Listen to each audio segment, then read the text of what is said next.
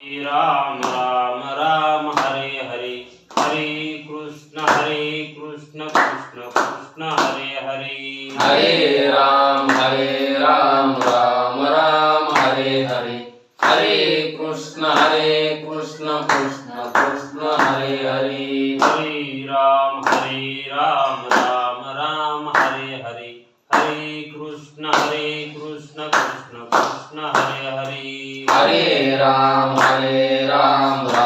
राम हरे हरे हरे कृष्ण कृष्ण कृष्ण हरे हरे कुंडली कवरदे हरि विठ्ठल श्री गुरु ज्ञानदेव तुकाराम पंढरीनाथ भगवान की जय माऊली ज्ञानेश्वर महाराज की जय जगद्गुरु तुकाराम महाराज की जय ब्रह्मनिष्ठ गुरुवर्य रंगनाथ महाराज की जय श्री विनायकं गुरुर्नौमि साखरे नाम विश्रुतं येषां चरण सान्निध्यात् जीवा मुक्ता भवन्ति साखरे वंशविख्यातं ज्ञानदान परायणं विनायकं गुरुर्वन्दे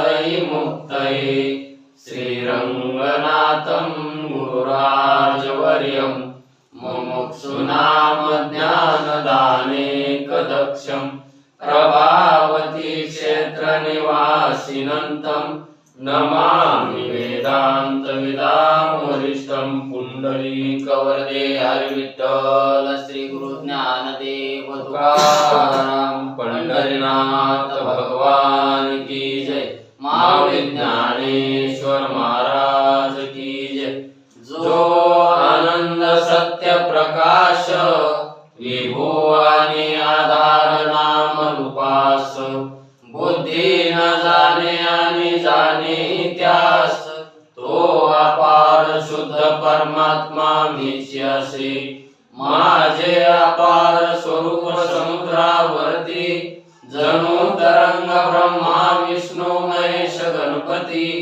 सूर्य चंद्र वरुण यम निरविती देवी कुबेरही तैसेची जो सर्वज्ञ आणि दयाघन मुनी हृदय ज्याचे करीती ध्यान त्याचे बुद्धी उपाधी करून नित्याभान मजची माझी होतसे ज्याच्या ज्ञाने भाषे जगत जसा दोरीवरी सर्प दिसत परी डोळी ठाईना सर्प जगत ते स्वतंत्र आणि स्वयं ब्रह्म मीची असे पुण्य पुरुषी सदैव निष्काम बोध प्राप्ती कारणे भजावा राम तो मीच आहे आत्माप्त काम तरी नमन कवना करावे म्या जयांचे केलिया स्मरण सकल विद्येचे होय अधिकरण तेची वंदू श्री चरण श्री गुरूंचे ते नमस्कार आता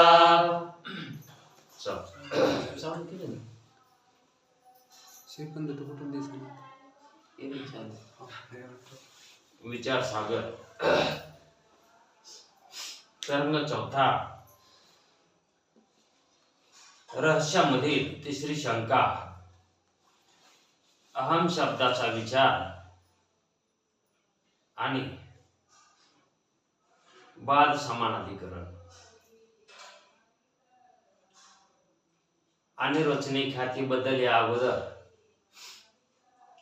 जे काय विवेचन केलं त्यावरून असं ठरतं की अनिर्वचनीय ख्यातीच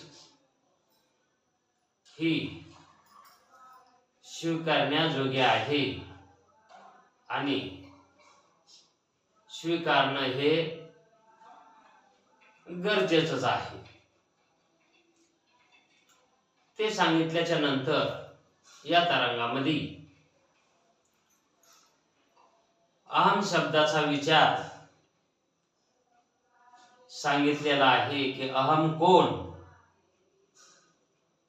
आणि जो अहम आहे ते जो असेल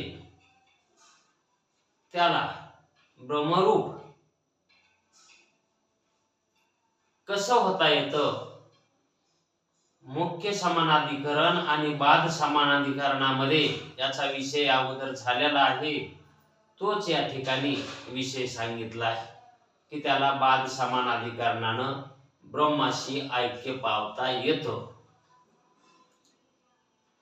तूर्त अहम शब्दाचा अर्थ काय? अहम कोण आहे याचा आपण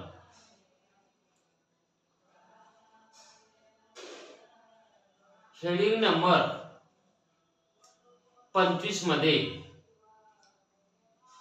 ब्रह्मज्ञानाच्या सिद्धीविषयी जो चाललेला होता विचार, त्यावेळेस अहम हा जो मनुष्याच्या ठिकाणी अहम आहे, जीवाच्या ठिकाणी जो अहम आहे, तो अहम म्हणजेच कुटस्थ अधिक चिदाभास, आभास. कारण अहम मध्ये चिदाभास ही आहे, म्हणजे आभासी आहे, आणि कुटस्थ चैतन्य ही आहे. दोन्हीचाही त्या ठिकाणी प्रवेश दिसून येतो अहम मध्ये. मग अहम म्हणता वेळस मी जीव, हा जीवपणा जो आहे तो त्या अहम मधला जो अहंकारादी भाग आहे, अहम मधला जो अहंकारादी भाग आहे तो आभासाचा आहे, आणि अहंकार रहित जो भाग आहे तो कुटस्थाचा आहे. म्हणजेच जो आभास आहे तो दोन्हीही चैतन्याने युक्त आहे. म्हणून मी मधला जो अहंकार आहे त्यानं तो जीव आहे. अहंकाराने युक्त जीव आहे, आणि अहंकार रहित जो आहे तो आत्मा आहे, म्हणजेच कुटस्थ चैतन्य आहे. जीवाला म्हणजे त्या आभासाला अहंकाराचं जे काही अहंकाराचे जे धर्म जे आलेले आहेत ते बुद्धीकडून येत आहेत. कारण त्या अहंकाराला उपाधी कोणाची आहे? आभासाला. अहंकारासहित आभासाला अंतःकरणामध्ये ते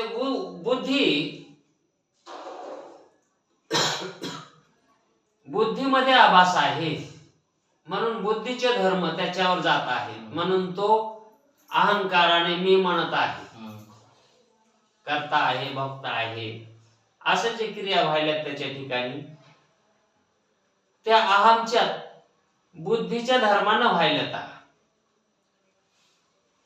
आणि जर त्याला तत्वमसी महावाक्याचा उपदेश केला तर त्यावेळेस ते बुद्धीचे धर्म ते सोवर लावून घेत नाही. म्हणून तो आभास कुटस्थ रूप आहे असं त्या आभासाला ज्ञान होतं. मग ते धर्म बुद्धीला देऊन टाकतो आणि तो मोकळा होतो. म्हणून जे जे काही कर्म धर्म होतील ते बुद्धीचे धर्म म्हणून सोडून देतो तिच्यावर, आणि तो मोकळा होतो, म्हणजे कुटस्थ रूप होतो. आणि कुटस्थ रूप झाला म्हणजे तो मी कोण होणार? मग अहंकार रहित होणार, है का? आणि मग अहंकार रहित झाला की तो कुटस्थ रूप होतो, आणि कुटस्थ तर सदाच ब्रह्मरूप आहे.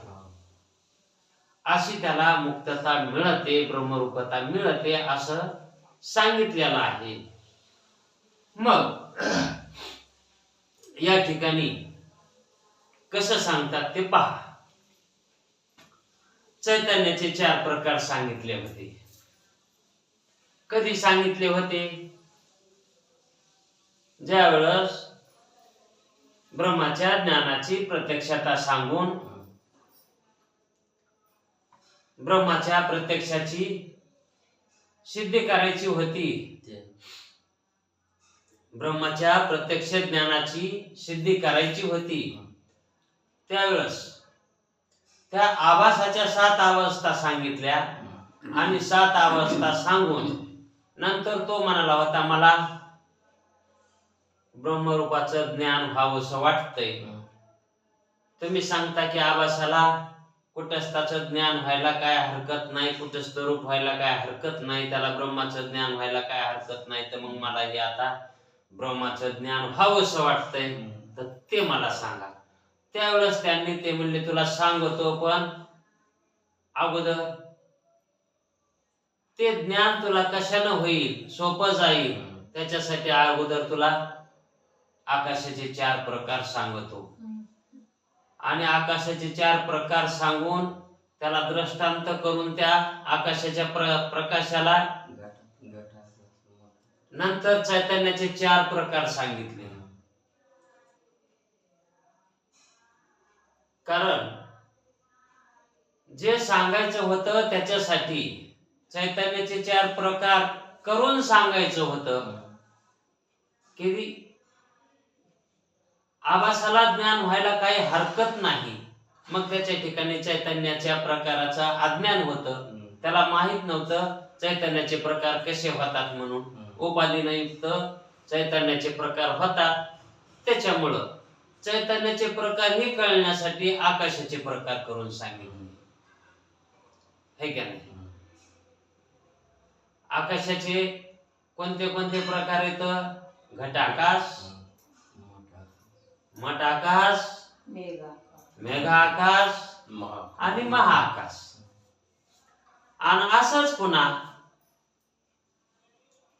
चैतन्याचे प्रकार सांगितले. कुटस्थ चैतन्य, जल जल चैतन्य, है का नाही?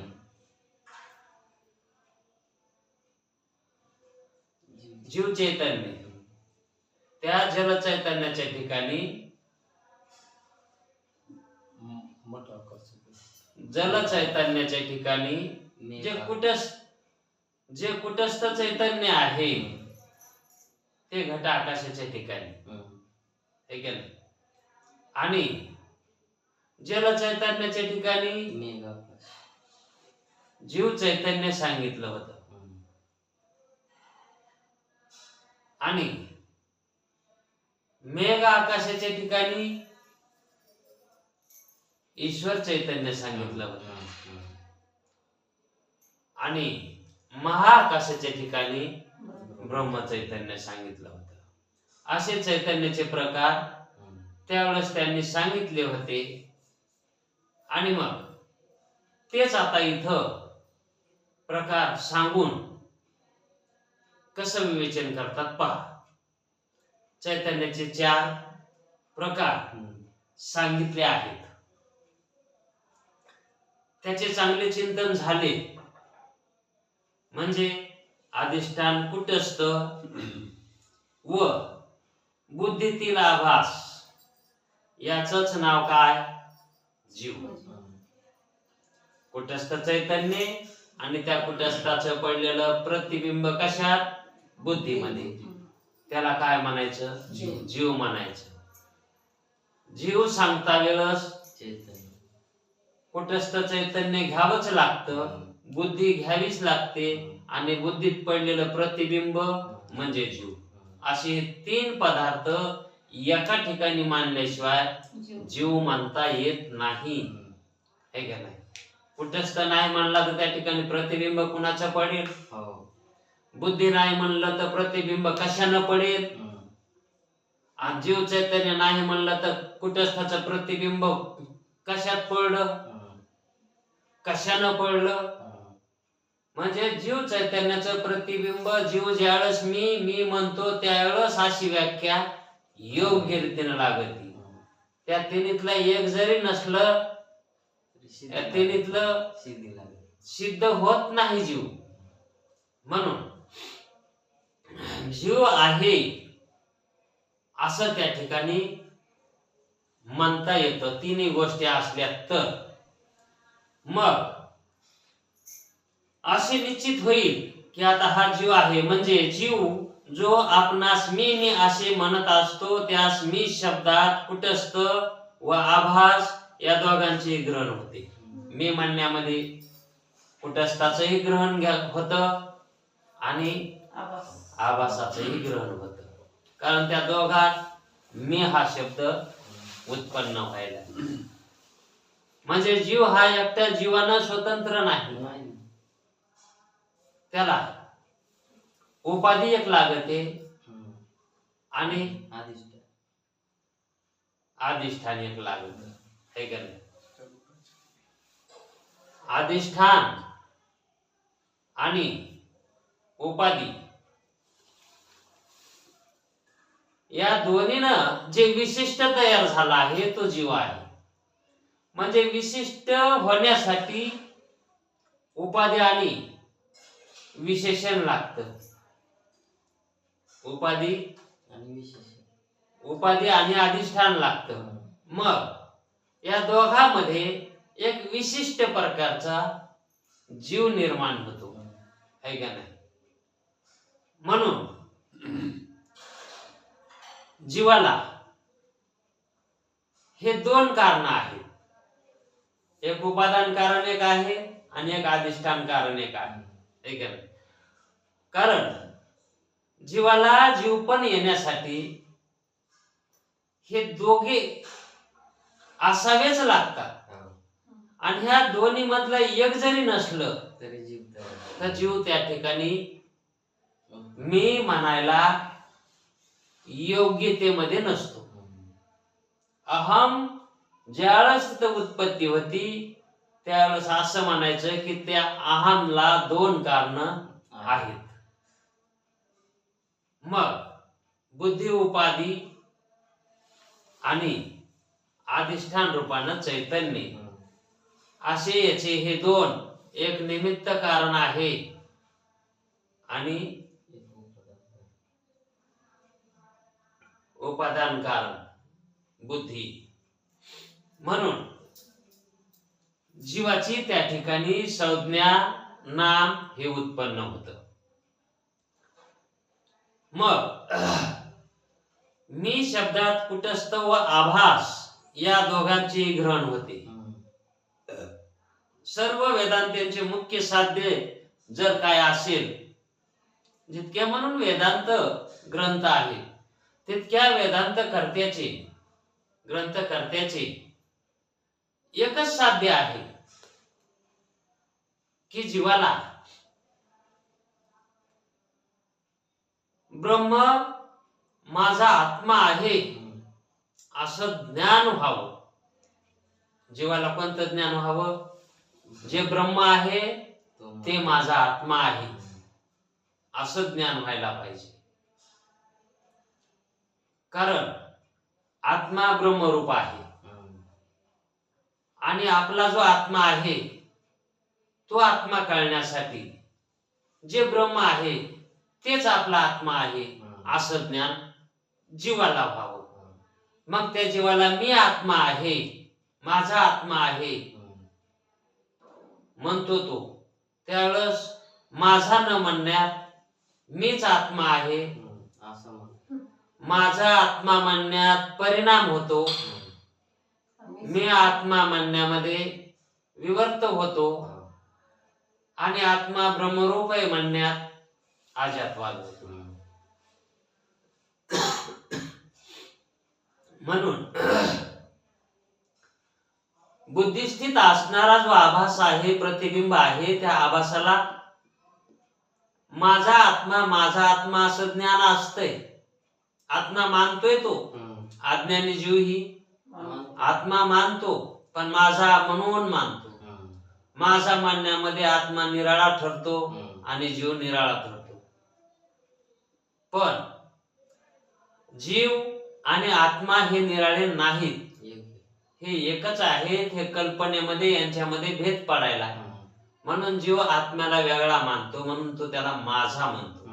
मग आत्म्याला माझा न म्हणता मीच आत्मा आहे असं ज्ञान व्हायला पाहिजे त्याला. आणि तो आत्मा ब्रह्मरूप आहे हेही ज्ञान होणं आवश्यक आहे. एकंदरीत असा जर विचार केला की जीवाला जे ब्रह्म आहे तेच ब्रह्म आपला आत्मा आहे, माझा आत्मा आहे, या म्हणण्यामध्ये जीव ही आत्मा व्हायलाय आणि ब्रह्म ही आत्मरूप व्हायले. मग आत्माच ब्रह्मरूप व्हायलाय. माझा आत्मा ब्रह्मरूप आहे असं ज्ञान झालं काय, आणि ब्रह्म जे आहे ते माझा आत्मा आहे असं म्हणणं काय, काय फरक पडायला? ब्रह्म माझा आत्मा आहे आणि आत्मा माझा ब्रह्म आहे. मग ब्रह्म तेच आत्मा आहे आणि आत्मा तेच ब्रह्म आहे. म्हणून त्या दोन्हीमध्ये भेद नाही. ब्रह्मामध्ये आणि आत्म्यामध्ये भेद करता येत नाही. कुटस्थ चैतन्यामध्ये आणि ब्रह्मामध्ये भेद करता येत नाही. मग ब्रह्माला ब्रह्म का म्हणायचं, तर ते असंग असल्यामुळं, त्याचा कुणाशी संग नाही म्हणून त्याला ब्रह्म म्हणायचं. निर्विकार आहे, त्याच्यामध्ये विकार होत नाही म्हणून त्याला ब्रह्म म्हणायचं. आणि कुटस्थ, याला कुटस्थ का म्हणायचं? कुटस्थ ही ब्रह्मरूपच आहे ना. मग त्याच ब्रह्मचैतन्याला कुटस्थ कुठं म्हणायचं आणि कशामुळं म्हणायचं? जिथपर्यंत व्यष्टी अज्ञान आहे तितक्या भागामध्ये जे चैतन्य आहे ते कुटस्थ. मग व्यष्टी अज्ञानात धरा की समष्ट अज्ञानात धरा, जितक्या भागामध्ये ते अज्ञान आहे तितक्या भागात जे चैतन्य आहे ते कुटस्थ चैतन्य. आणि मग ते कुटस्थ चैतन्य आणि अज्ञान याच्या ठिकाणी ते अज्ञान आहे तोपर्यंत कुटस्थ चैतन्य म्हणून त्याचं नाव राहील, संबोधल्या जाईल. आणि अज्ञान तिथलं निवृत्त झाल्यावर ते चैतन्य कोण होणार? ब्रह्मरूपच होणार. मग त्या अज्ञानाची निवृत्ती होऊ का न होऊ तरी पण कुटस्थ तिथलं कसं आहे? है का नाही? म्हणून जीवास ब्रह्माचा आपला आत्मा आहे असे निसंदेह प्रत्यक्ष ज्ञान होणे हे आहे सगळ्या शास्त्रकारांचा, सर्व वेदाचा, ग्रंथकर्त्याचा हाच अभिप्राय आहे की जीवाला जे ब्रह्म आहे ते ब्रह्म माझा आत्मा आहे असं ज्ञान करून देण्याचाच अभिप्राय आहे त्यांचा. व या ज्ञानाने जीव कृत्य होतो. या ज्ञानाने जीवाचं काय होतं? कल्याण. कृत्य सरलो देखा, आगव्याची भूमिका सवे नादे, ज्ञानी पुरुखा. का ते त्याच्यामध्ये एकच शब्द राहिला, ज्ञानी या पुरुखा. कृत्य सरले देखा आणि आगव्याची भूमिका सवे चाले, असा ज्ञानी. ज्ञानी हा पुरुखा म्हणजे ज्ञानी पुरुष. पुरुष म्हणजे पुरुष. ख म्हणायचंच नाही, शे म्हणायचं नाही, ख म्हणायचं. ज्ञानी पुरुष याच कृत्य आणि अकृत्य सरलय, कर्म आणि अकर्म, क्रिया आणि अक्रिया संपले. आणि मग त्याच्या ठिकाणी वृत्तीचा कसा स्वभाव असतो? त्या कृत्य सरलो देखा. पुढं काय? मग त्या ठिकाणी कशी भूमिका तयार होत असेल त्याची, की ज्याच्यापाशी ज्ञानही नाही आणि अज्ञानही नाही, संघही नाही आणि असंगही नाही. असंच जड दुःख तर नाहीच नाही, पण सच्चिदानंद रूप सुद्धा नाही. याला म्हणायचं आघव्याची भूमिका. आगळी वेगळी भूमिका, आघव्याची आगळी वेगळी भूमिका, की त्या भूमिकाबद्दल काहीही लक्षण करताच येत नाही. त्याला म्हणायचं आघव्याची भूमिका. सवे चाले, सवे चाले त्याच्या सोबत असते ती भूमिका, म्हणजे त्याला विदेह मुक्ती म्हणतात. अशी विदेह मुक्ती प्राप्त होते. मग ज्याचे कृत्य कृत्य झालो, आणखी ती होई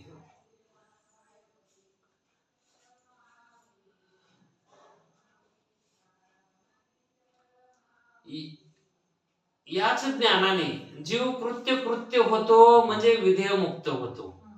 म्हणजे सर्व संसार दुःख नाहीसे होऊन नित्य परमानंद स्वरूपाची प्राप्ती होते. त्याला या ज्ञानानं माझा आत्मा ब्रह्मरूप आहे किंवा ब्रह्म माझा आत्मा आहे, या ज्ञानानं काय होतंय तर कृत्य कृत्य होतंय, म्हणजे विधेय मुक्त होतो. आणि याच विधेय मुक्तीला नित्य परमानंदाची प्राप्ती किंवा स्वरूपाची त्यास प्राप्ती होते, असे वेदांत शास्त्र गर्जना करून सांगते. मग या ब्रह्माच्या या कल्पित भागावर, या ब्रह्माच्या कल्पित भागावर, कल्पनेच्या भागावर व्यष्टी अज्ञान असते. व्यष्टी अज्ञान असते तेवढ्या भागासच कुटस्थ अशी संज्ञा येते. तेवढा अविद्यांश मानला नाही, तो व्यष्टी अज्ञानाहून जर नाही मानला तर कुटस्थ ब्रह्मरूपच होईल, है का नाही? आणि व्यष्टी अज्ञान जर मानलं तर त्या ठिकाणी व्यष्टी अज्ञान जर मानलं तर त्या ठिकाणी कुटस्थ कुटस्थ म्हणून राहील. ब्रह्मरूप कसं मानावं त्याला? व्यष्टी अज्ञानात आहे. जर समजा माती, दगड, विटा, सिमेंट यांच्या ठिकाणी अंतःकरण नाही, मग तिथं अंतःकरण नाही म्हणून तिथं चैतन्य नाही का? मग तिथं जे चैतन्य आहे ते ब्रह्म चैतन्य आहे का? कुटस्थच आहे. हा, प्रतिदिला आपल्याला दगड, सिमेंट, माती, विटा दिसायलात ना, पण ते चैतन्य वाचून आहेत का? है का नाही? मग तिथं अंतःकरण म्हणजे विशेषीकरण व्हाय नाही, म्हणून ते कुटस्थ चैतन्य आहे तिथं. मग तिथल्या चैतन्याला कुटस्थ म्हणावं लागतंय. दगडोपहित चैतन्य, मातीपहित चैतन्य, सिमेंट उपहित चैतन्य, ते कोणतं? कुटस्थ चैतन्य. पण अंतःकरणोपहित चैतन्य म्हणलं की जीव. हा, त्याला प्रमाता चैतन्य म्हणायचं. हा, मग असं चैतन्याचे हे प्रकार सांगितले होते. म्हणून कुटस्थ हे दगड, माती, विटा, सिमेंट हे नष्ट झाले, हे नामशेष झाले. कारण ते त्यांचा स्वभाव कसा आहे? नामशेष रूपच आहे, नव्हे ते कल्पितच आहे. मग त्या कल्पिताची तिथं निवृत्ती झाली की तिथं जे चैतन्य ते ब्रह्मरूपच आहे, है का नाही? मग ते आहे तोपर्यंत त्याला तिथं कुटस्थ म्हणावं लागेल. आणि जर म्हणता वेळेस ते ब्रह्मरूपच आहे, फक्त त्या भागाचा असं सांगावं लागत नाही, है का नाही? जसं एखादा ढग आला आपल्या सूर्याच्या मिटुब्यानं तर आपल्यावर सावली पडते. मग आपण बघितलं की सूर्यावर काय म्हणतो आपण? ढग आला. पण तो कुणाला आलाय? ज्याच्या सरळ रेषेत आलाय त्याला ढग आलाय. दुसऱ्या गावातल्याला आलाय का? आपल्या गावापुरत्या लोकायला, है का नाही? तो ढग दुसऱ्या गावाला आडवा नाही, ते आपल्याच गावाला येते. आणि त्याच्या गावातल्याला जे ढग आडवा येते का ते आपल्याला येत नाही. ढगाची व्याप्ती कमी असते आणि त्या ढगाची जितकी व्याप्ती असेल का तितक्याच भागामध्ये कुटस्थ चैतन्य. कारण ढगाच्या ठिकाणी पंत चैतन्य सांगितलं होतं मेघा चैतन्य म्हणजेच मेघा चैतन्य म्हणजे ईश्वर चैतन्य. ते ईश्वर चैतन्य जशी त्याची ईश्वर चैतन्याची व्याख्या करायची का तशीच कुटस्थ चैतन्याची करायची. जसं ईश्वर चैतन्य आहे का तसंच कुटस्थ चैतन्य आहे. पण ईश्वर चैतन्याला उपाधी मायेची आहे म्हणून त्या ठिकाणी कल्पना होतात.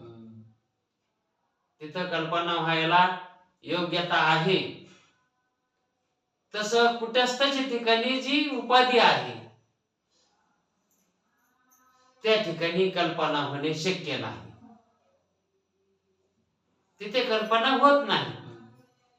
मग ईश्वराच्या ठिकाणी अंतःकरण आहे का तर ईश्वराच्या ठिकाणी अपंचीकृत अंतःकरण मानावं लागेल. अपंचीकृत फक्त पंचीकृत झालं नाही. जीवाचं पंचीकृत अंतःकरण आहे पंचमहाभूताचं. अपंचीकृत पंचमहाभूताचं अंतःकरण ईश्वराचं आणि पंचीकृत पंचमहाभूताचं अंतःकरण जीवाचं.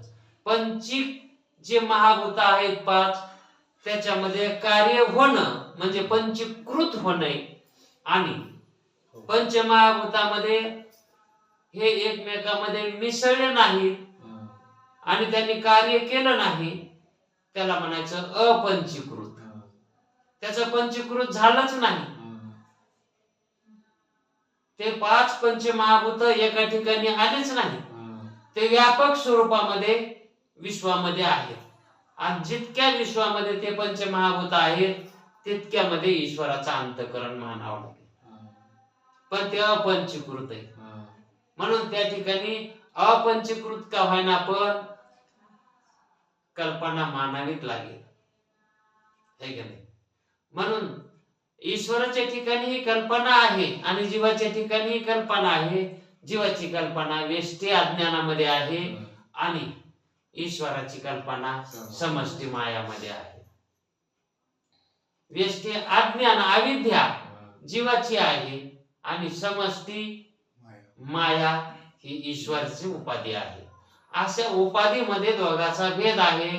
वास्तविक पाहता दोन्ही चैतन्य एकच आहेत. म्हणून कुटस्थ चैतन्य ते ब्रह्म चैतन्य, जीव चैतन्य ते ईश्वर चैतन्य. आव इतकंच काय चारी चैतन्य एकच चैतन्य आहे. कारण ईश्वर ब्रह्मरूपच आहे आणि कुटस्थही ब्रह्मरूपच आहे.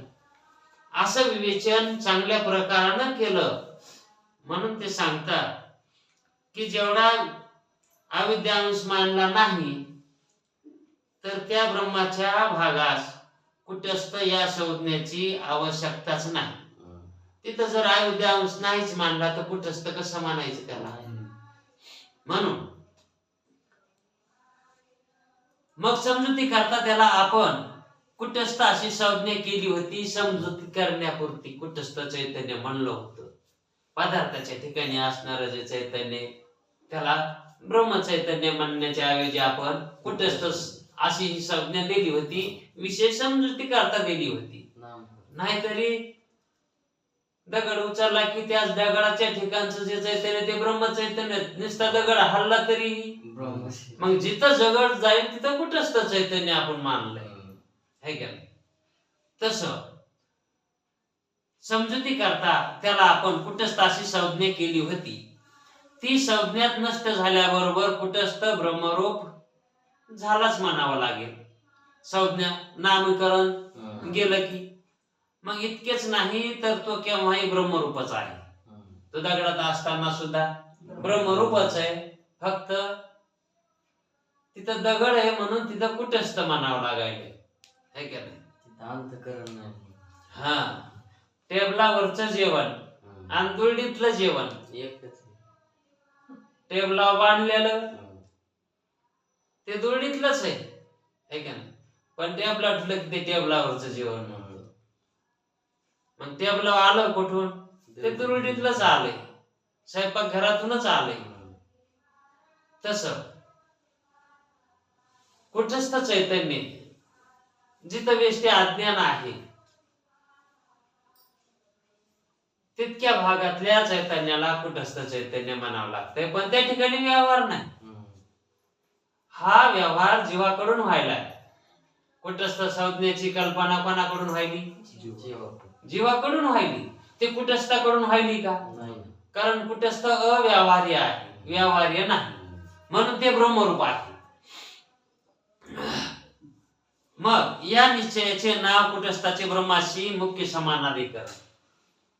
आता नीट लक्षात घ्यायचं, कुटस्थ चैतन्याचं ब्रह्माशी कसं एकीकरण आहे? मुख्यत्वानं आहे. म्हणजेच तो एखाद्या घरी एखाद्या पित्याचा मुलगा आणि त्या मुलाला त्या पित्याची मिळणारी संपत्ती ते त्याला कुठे बाहेर जाऊन प्राप्त होणार आहे का? बाहेर जाऊन प्राप्त होत नाही, तिथंच मिळणार. त्याला तिथंच मिळणार. तिथं आहे तोपर्यंत त्याला ती मिळणारच आहे. मग त्या पुत्राचं पित्याशी कसं आहे? समानाधिकरण, मुख्य समानाधिकरण आहे. आणि जर त्या मुलाला एखादी पत्नी केली, बायको केली, त्या बायकोच्या घरी त्याचा सासरा म्हणजे त्या नवरीचा बाप आहे का? त्या बापाच्या घरी याच्यासारखं तिचं काय होतं? मुख्य समानाधिकरणच होतं. लग्नाच्या आधी मुलीच्या बापाशी, मुलीच्या बापाच्या संपत्तीशी मुख्य समानाधिकरण होतं. पण तिचं ज्यावेळेस लग्न लावलं त्यावेळेस तिनं बापाच्या घरच्या सर्व संपत्तीचा त्याग केला. नुसत्या संपत्तीचाच केला का नावासहित केला? नुसत्या नावासहित केला का आडनावासहित केला?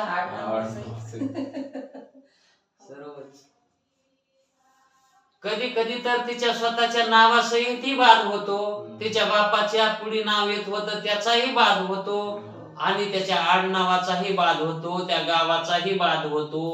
सगळाच त्या मुलीचा तिकडचा काय होतो? बाद होतो. पण त्या मुलीचा बाद होतो का हो?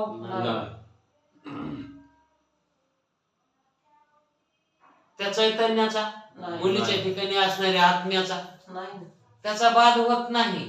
तेच चैतन्य उपाधीला घेऊन, मुलगी या उपाधीला घेऊन नवऱ्याच्या इथं जाती, त्यावेळेस इकडचा सगळा बाद करून तिथं जाती आणि तिथल्या संपत्तीशी तिथल्या संपत्तीशी समानाधिकरण होते.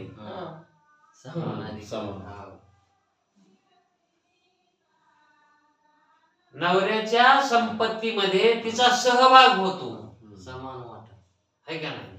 मग समानाधिकरण होते, समानाधिकरण है का नाही? मग ते समानाधिकरणाचा प्रकार कोणता? मुख्य आहे का बाद आहे? हा, आणि त्या मुलाचा तिथल्या संपत्तीशी मुख्य. तसाच कुटस्थ चैतन्याचा मुलासारखा मुख्य समानाधिकरण समजावा त्याला संपत्तीचा. म्हणून मुलाच्या ठिकाणी कुटस्थ चैतन्य धरायचं आणि मुलीच्या ठिकाणी बापाकडचा सगळ्या संपत्तीचा, नावाचा, सगळ्या लक्षणाचा बाद करून तिनं मुलाच्या संपत्तीशी, मुलाच्या नावाशी जोड लावली. तिच्या पुढे त्याचं नाव लावलं, बापाचं काढून टाकलं, है का नाही? मग तसा माझा देव, माझा देव, माझा आत्मा असं जे अगोदर आपण म्हणत होतो याचं बाद समानाधिकरण करायचं, याचा बाद करायचा. माझा माझा कोर म्हणायचं, मीच म्हणा त्याला, पण त्याचा बाद केल्याशिवाय म्हणता येत नाही. बापाकडची संपत्ती सोडल्याशिवाय म्हणता येत नाही. हो. इकडे मिळत नाही. म्हणून माझा देव, माझा आत्मा, माझा पांडुरंग हे कव ज्यावेळेस लग्न होत नाही तोपर्यंत बरं येते. पण एकदा का बुद्धीनं आत्म्याशी लग्न केलं तर बुद्धीनं तिच्या तिच्या धर्माचा वाद करावं, वृत्तीनं तिच्या तिच्या धर्माचा वाद करावं ना मूळ धर्माचा. आणि जर तिनं वाद केलाच नाही तर ते मुख्य समानाधिकरणाला पावेल का? ब्रह्माशी एकपणानं पावेल का ती? म्हणून बाद समानाधिकरण का सांगितलं होतं? मुख्य समानाधिकरणाशी ऐक्य पावण्यासाठी. बाद समानाधिकरणाचा अर्थ काय? मुख्याशी एकीकरण होणे, मुख्य वस्तूशी एकीकरण होणे. मुख्य वस्तू आत्मा आहे, म्हणजेच कुटस्थ ब्रह्म आहे. आत्मा कुटस्थ आणि ब्रह्म हे कसे येत? एका अर्थ लक्षणाचे चैतन्य आहे ते. म्हणून यांच्याशी ऐक्यकरण हे मुख्य ऐक्यकरण आहे आणि तिथंच मुक्तता आहे, तिथंच मोक्ष आहे. म्हणून जीवाला हे मुलीच्या ठिकाणी समजायचं. संसारात होता जीव, मग संसाराचे धर्म त्याने घेतले होते, त्या धर्माचा त्याग केला, त्या धर्माचा त्यानं त्याग केला आणि कुटस्थाच्या धर्माचा त्यानं स्वीकार केला. म्हणजे तिथं असं ऐक्य झाला तो. तर मग त्याने जे बाद समानाधिकरण केलं, म्हणजे बाद करून मूळच्या विषयाचा बाद केला आणि समानाधिकरण कुटस्थाशी केलं, तो काय झाला? जीवनमुक्त झाला. तो जीवातून मुक्त झाला. जीव कवा होता?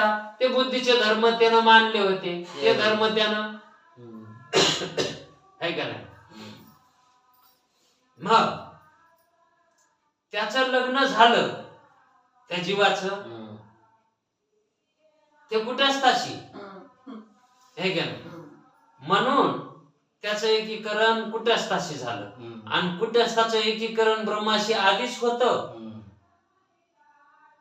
कुटस्थाचं ब्रह्माशी आधीच होतं आणि हे जीव चैतन्य म्हणजे आभास हा चैतन्याशी मिळाला. म्हणजे कोणाशी मिळाला? जीव चैतन्य आभासाशी, आभास हा कुटस्थाशी मिळाला आणि कुटस्थ अगोदरच ब्रह्माशी एक रूप होत है का नाही? मग हे मुख्य समानाधिकरणामध्ये पोहोचाला. जीव कुठे पोहोचाला? मुख्य समानाधिकरण. कशाने पोहोचाला? बाद समानाधिकरण करून. मूळचा पूर्वीचे जे संस्कार होते ते सोडून पूर्वीचे जे धर्म होता त्याचा संसार हा त्याचा धर्म होता. जीवाचा धर्म काय होता? संसार होता. संसारामधले कार्य सुख दुःख हा त्याचा धर्म होता जीवाचा. आणि जर परमार्थ करीत असेलच तर देव माझा हा त्याचा धर्म होता. देव माझा तो म्हणत होता ना, तो माझा देव. पांडुरंग कोण? माझा पांडुरंग आहे. आत्मा कोण आहे? माझा आत्मा. असा म्हणत होता. ह्या धर्मात होता तो. याला धर्म मानावा, त्याला धर्मवान मानावं आणि याला धर्म मानावा. धर्मवान तो जीव,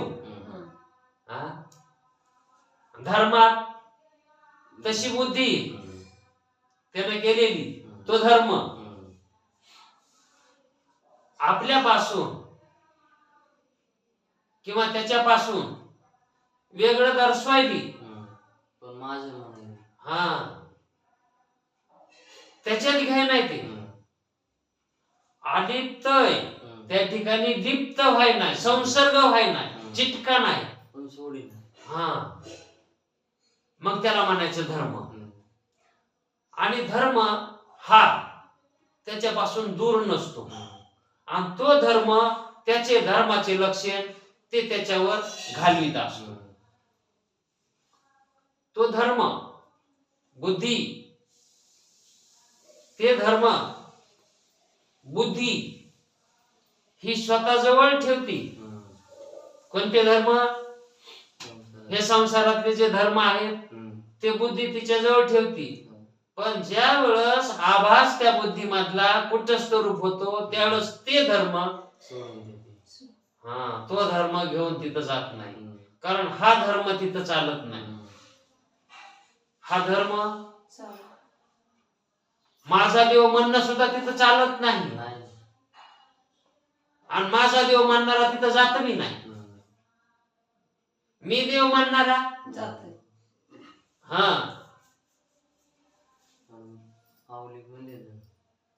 माझा देव हा दूरचा देव झाला आणि मी देव मग ते जवळचा बी नाही आणि दूरचा बी नाही. कारण ते देवातच गेलं ना ते. आता देवाला आपण निवड ठेवतो, देवाचे एकदम सानिध्यात ठेवतो का नाही? देवाला सगळ्यात जवळ काय? निवदच आहे. पण निवद देव आहे का? आणि देव निवद नाही. निवद वेगळा आणि देव वेगळा. भेद आला का नाही तिथं? मग जिथं भेद उत्पन्न होतो तिथं अज्ञान अविद्या नांदत असते आणि ती आत्म्यात आहे का? मग हा भेद उडविण्यासाठी ते वेगळं नाही तिथं. मग वेगळं नाही करण्यासाठी काय करावं लागत? एकरूप करण्यासाठी, मुख्य समानाधिकरण करण्यासाठी आपल्याला देव बी त्याचाच करावा लागत आणि त्याला निवद बी त्याचाच द्यावा लागत. मग कसं करावं? गुळ आणायची, ढेप आणायची, त्या ढेपीचा गणपती करायचा आणि त्याच्यातलं जे गणपती करताना जे काय कोरून खाली गुळ पडतो त्याच कोरून पडलेल्या गुळाचा निवद करायचा आणि त्याच्या पुढे ठेवायचा. मग निवद ही ते देवाचाच आहे. निवदात जे गुळ आहे ते देवाचाच आहे. म्हणजेच त्याच्याच अंगाचा प्रसाद त्यालाच आहे. मग तिथं भेद उरत नाही. असा त्या ठिकाणी आभेद, मुख्य समानाधिकरण हे सांगितलं होतं. आणि जिथं जिथं भेद उत्पन्न होतो तिथं तिथं अविद्या ही बळकट होत असते, पुष्ट होते. म्हणजेच तिला तयारी येते, बळकटी येते आणि त्या अविद्याला बळकटी आली की त्या जीवाला काही सुधरू देत नाही. केवळ संसार म्हणजे संसारच करायला होती ती. म्हणून अविद्या नष्ट करण्यासाठी विद्या अर्जन करावी लागते. विद्या अर्जन म्हणजे त्यांना अविद्या जात असते. मग केव्हाही कुठेस्थ ब्रह्मरूपच असतो या निश्चयाने. या निश्चयाचेच नाव कुटस्थाचे ब्रह्माशी मुख्य समानाधिकरण आहे हे सांगायचं होतं. आणि बुद्धीत जो आभास आहे, बुद्धीमध्ये जो आभास आहे त्या आभास रूपाचा बाद केला, त्या आभास रूपाचा बाद केला तर त्याचे ब्रह्माशी ऐक्य होते. यास बाद समानाधिकरण म्हणतात. म्हणजे मुख्य समानाधिकरणाशी बाद समानाधिकरण करावं लागतं. मुख्य समानाधिकरण म्हणजेच कुटस्थ ब्रह्मरूपता ते अगोदरच आहे आणि त्याच्याशी आपलं ऐक्य करायचं आणि ते बाद समानाधिकरणानं करता येत आहे. ते काही अवघड नाही, पण ते जीवाला अवघड होऊन बसलो. तोच विषय सांगणार आहेत पुढं. तर या ठिकाणी जी मधल्या मध्ये शंका घेतलेली ती अशी आहे की मी या शब्दातील कुटस्थ आणि आभास, मी या शब्दामध्ये जे कुटस्थही आहे आणि आभासी आहे याचे मुख्य व बाद समानाधिकरणाने आत्म्याचे ब्रह्माशी ऐक्य होणे युक्तीने बरोबर ही असले तरीही, युक्ती तुम्ही सांगितली ना आता, ते बरोबर असले तरीही बाद समानाधिकरणाचा निश्चय होणे अत्यंत कठीण आहे. आता सांगितलं, याच्यामध्ये काही कठीण वाटली का? पण करणे अवघड आहे. हा, ते म्हणतात की जे तुम्ही सांगतात ते बरोबर आहे, याच्यात काहीच चूक नाही, पण अत्यंत कठीण आहे. होतच नाही का? होत असल, पण कठीण आहे म्हणजे. कोण? शंकाकार म्हणतोय तसं. वेदांताच्या गोष्टी सांगणे सोपे आहे. वेदांताच्या गोष्टी सांगणं सोपे आहे. करणे अवघड. अहो, मुख्य समानाधिकरण, मुख्य समानाधिकरण म्हणजे काय? नवरीनं नवऱ्याची तर जाणं म्हणजे मुख्य समानाधिकरण, बाद समानाधिकरण झालं. किती सोपं आहे सांगायला, पण तसं होणं, तिनं तिथं नांदावं लागत आहे, मग मुख्य समानाधिकरण झालं. एक म्हातारी म्हणली, का ग ती वडी दिसत ना? आता ती किती वरी झाले, किती नांदायला गेली. अगं नाही, लग्न होऊन घेऊ इथंच दिसत होती, मग म्हणायला लागली तुला इथंच होती. अगं काही कारणामुळे होती इथंच, हात्या कुरबुरी त्याच्या, पण ते मिटलं आता गेली नांदायला. पण हिची बडी तिकडे गेल्या का, तिका सुखानं नांदती का हाय, ती कांड्यावर दिवस मोजी, ती कांड्यावर कवा दिवाळी येते आणि कवा जाणं होईल माहेराला. रोजच उठलं की कांड्यावर दिवस मोजायचे. किती दिवस राहिली दिवाळी, आणि ह्या दिवशी आपल्याला निघायचे. म्हणजे वड कुंकड तिची बड्डीची माहेराकडेच ती कांड्यावर दिवस मोजायली, माहेराला जायची. आणि हिला तिच्या मायला वाटतंय मै बडी आता चांगली नांदायला गेली तिथं, इकडची सही सुद्धा करी नाही, पण रोजच दिवस कांड्यावर मोजायली. त्याला का नांदणं म्हणतात का? काय मला सांगितलं होतं? बाद समानाधिकरण करणे. मग याला बाद समानाधिकरण म्हणतात का? नाही. पोतीला बसलं की किती मिनिटं राहिली अजून पोती.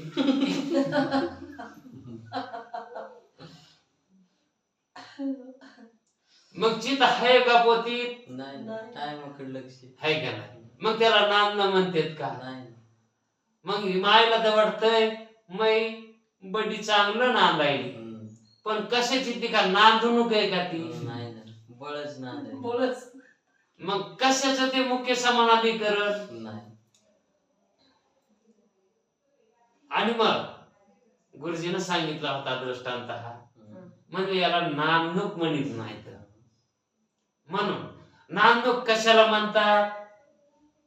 जडोनी ठेलो तुझे पाय, याला म्हणायचं मुख्य समानाधिकरण. जडोनी ठेलो, येल्डिंग करून टाकावं लागते दिलेल्या घरी.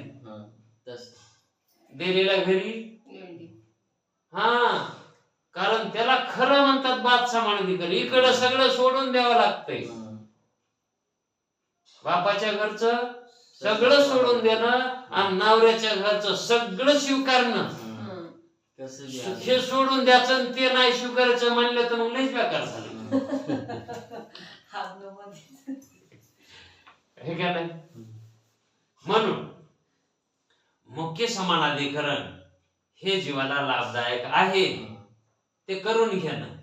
मग ते करून घेण्यासाठी वाद समानाधिकरण करावं लागतं, वाद करावं लागतं मूळच्या धर्माचा, आहे का नाही? ते वाद केल्याशिवाय मुख्य समानाधिकरण होत नाही, धर्मावर येत नाही. हा, म्हणून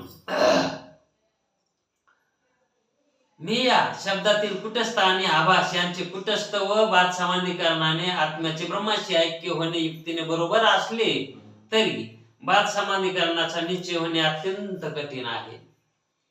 वेदांताच्या गोष्टी सांगणे सोपे आहेत, पण बाद समानाधिकरणपूर्वक आभासास निसंदेह ब्रह्मात्मैक्याची स्थितीवृत्तीवर बांधणे फार कठीण आहे. अहो, कसं तरी मग आम्ही बाद समानाधिकरणाचा स्वीकार करू. तुम्ही सांगायला याच्यात काही शंका नाही. बाद समानाधिकरण करू, निश्चय करू बाद समानाधिकरणाचा. आता मी ब्रह्मरूप आहे, मी संसारिक नाही. आता मी ब्रह्मरूपच आहे, आता संसारिक नाही. मी करता नाही, मी भोगता नाही, मी सच्चिदानंद ब्रह्मरूप आहे असा निश्चय करू. पण ते वृत्तीवर येणं त्याच्यापेक्षा अजून अवघड आहे. निश्चय करणं बी सोपं आहे, ते म्हणतोय निश्चय बी होईल, पण वृत्तीवर येणं, वृत्तीवर येणं कठीण आहे म्हणतो तो. कारण अनेक जन्माच्या संस्काराने देहादिकांच्या ठिकाणी सत्य रूपाने, सत्यत्व रूपानं, देहादिकांच्या ठिकाणी सत्यत्व रूपानं असलेली अहम ममत्व बुद्धी ती कशी जाईल? कधीपासूनची? अनेक जन्माची आहे. आत्मबुद्धी, याला देहाच्या ठिकाणी काय झाली? जळलेली आत्मबुद्धी जळली. मी जीव आहे.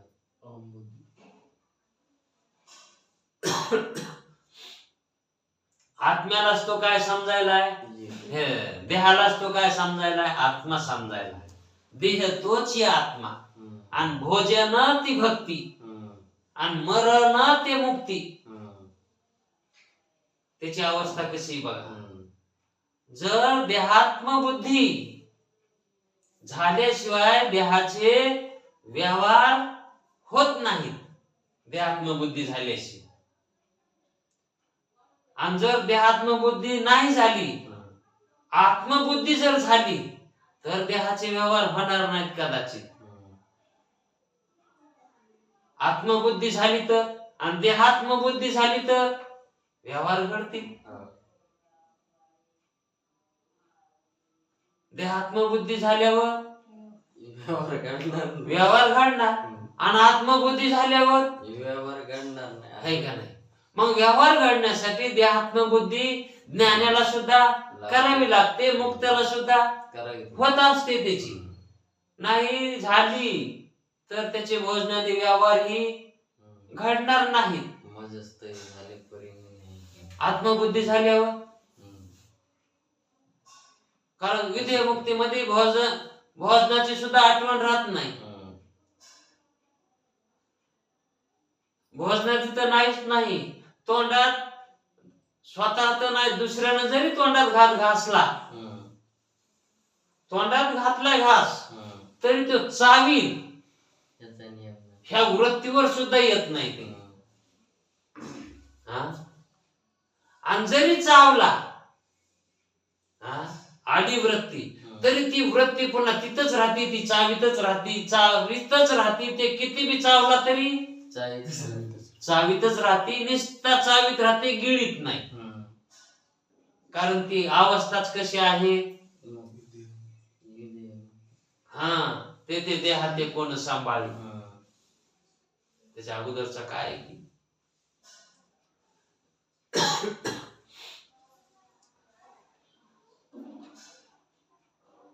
कारण अनेक जन्माच्या संस्काराने देहादिकांच्या ठिकाणी सत्य रूपाने, देहादिकाच्या ठिकाणी सत्य रूपाने देहात्म बुद्धी. बुद्धी कशी आहे? देहच आत्मा आहे अशी बुद्धी. त्याला म्हणायचं आत्मत्व बुद्धी. कुठे? सत्य रूपानं देहाच्या ठिकाणी. मग कितीही प्रयत्न केला तरी नष्ट होणे फार दुर्घट आहे.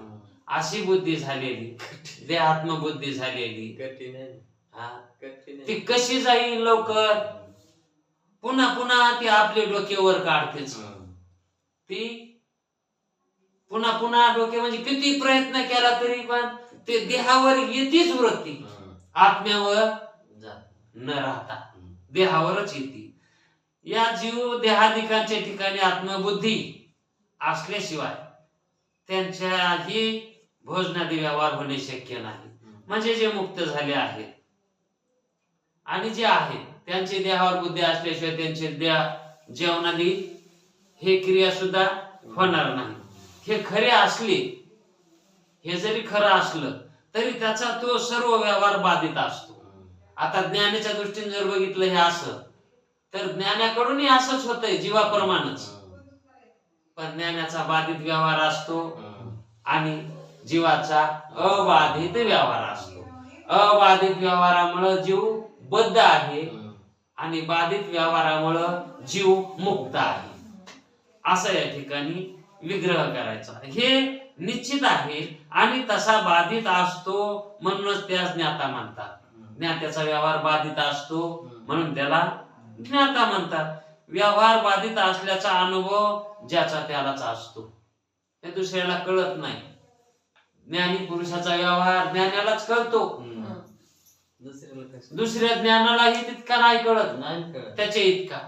म्हणजे आपला स्वभाव, आपली वृत्ती कशी आहे, आपण बाधित व्यवहारानं वागायलो, आपली बाधित अनुवृत्ती झाली का नाही, याचा आपण आपल्यालाच स्थान कळतो, दुसऱ्याला कळत नाही. दुसरा ज्ञानी जरी असला तरी खूप प्रयत्नानं कदाचित कळला तर कळतो, संगत त्याच्या राहिलं तर. आणि संग राहणारालाही शास्त्र संस्कार असावे लागतात, है का नाही. आणि त्याची संगत पाहिजे खूप काळाची, तर कळलं तर कळेल, नाही तर तेही कळत नाही. म्हणजे ही स्वसंवेद्य अवस्था आहे आणि तो स्वतःची स्वतःलाच जाणीत असतो, दुसऱ्याला जाणीत नाही. व्यवहार बाधित असल्याचा अनुभव ज्याचा त्यासच असणार. इतरास शास्त्रदृष्टी असली तरीही अत्यंत सहवासाने ज्ञात्याच्या व्यवहाराचे बाधित तत्व, ज्ञात्याच्या व्यवहाराचं बाधित तत्व समजणे कदाचित संभवनीय होईल. जर तो अभ्यासू असेल, शास्त्र संस्कार असतील आणि खूप काळ त्याची संगत केली असेल तर त्याला कळेल. म्हणून अभ्यासी पुरुषाने आपल्या अभ्यासाने देहादी पदार्थाच्या ठिकाणी असणारा, देहाच्या संबंधी असणाऱ्या पदार्थाच्या ठिकाणी असणारा अहम अध्यास आणि मम अध्यास बाधित झाला आहे किंवा नाही हे बघत जावं आपण आपलाच. दुसऱ्याचा बघण्याची काय आवश्यकता नसते, आपण आपलाच बघत जावा. याकडेच लक्ष ठेवणे श्रेयस्कर आहे. दुसऱ्याची परीक्षा करण्यात वेळ घालू नये, काळ घालू नये. काळाचा अपव्यय न करणे हे चांगले आहे. व्यवहारात अज्ञानी लोकांनी साधक दशेत असलेल्या व्यवस्थित पुरुषावर साधुत्व बुद्धी ठेवतात.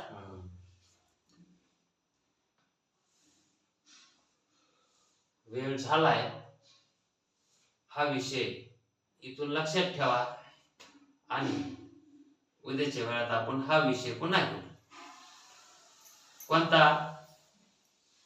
तर व्यवहारात अज्ञानी लोकांची साधक दशेमध्ये असलेल्या व्यवस्थित पुरुषावर, साधक म्हणले व्यवस्थितच असतोय, पण तो मुक्त असतो का? साधक मुक्त नाही. आणि जो सिद्ध असतो का? तो मुक्त आहे का नाही. पण यांचं म्हणणं आहे की व्यवहारामध्ये जे साधक आहेत का, त्या साधकाच्या ठिकाणीच लोक काय म्हणतात, अज्ञानी हा साधू आहे, साधकालाच. आणि जे सिद्ध झालाय, मुक्त झालाय का, त्याच्या ठिकाणी त्यांना साधुत्व दिसत नाही. याबद्दल थोडस सांगितलेलं इथं, ते आपण उद्या घेऊ. पुंडलिक वरदे हरी विठ्ठल श्री गुरु ज्ञानदेव तुकाराम पंढरीनाथ